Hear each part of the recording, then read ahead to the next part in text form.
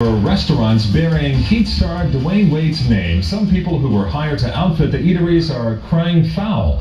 Local 10's Julie Summers investigates. D. Wade's talent on the hardwood for the Heat is now in China for the Olympics. While he's gone, the game here in South Florida involving restaurants with his name has gone into tense overtime. I've never not taken a deposit on the job. But being the fact that this was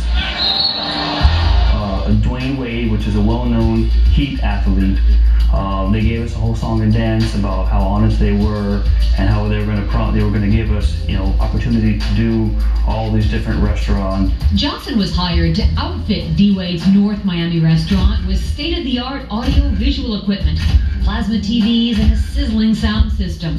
His $140,000 agreement with contractor Steve Cronin clearly spells out Johnson will buy all the equipment and then receive a series of payments as each stage of the job was completed.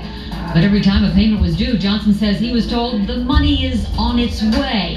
So when the job was almost done and the tally was up to about $120,000 and he hadn't received a single penny, he panicked and pulled out, taking the few pieces of equipment not yet installed.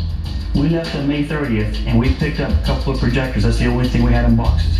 And the next day he calls me threatening me to throw me in jail because I stole the projectors that he hasn't paid for. While the fight's over the restaurant in North Miami Beach, the tension's being fueled by the failure of two other D. Wade restaurants. This one here in Fort Lauderdale, as well as one in Boca Raton, both of which already this year have opened and closed. I feel bad. I don't know if Dwyane's entourage maybe did the proper planning that they needed to do to protect him. Adams also had problems getting paid for his work at the Fort Lauderdale restaurant. He says he only received his $26,000 when he contacted Dwyane Wade's agent in Chicago. And another subcontractor tells Local 10 he is still owed more than $9,000 for painting he did at the restaurant. Yes, and you know Robert and you know Carlos. In this case, we asked both parties to meet to see if a one-on-one play could resolve the fight over the audio-visual components. So do you agree that they were all delivered? They were all delivered, yes. And then did you pay him when they were delivered? No. And why didn't you pay him when they were delivered? He still hasn't met the obligations to the contract.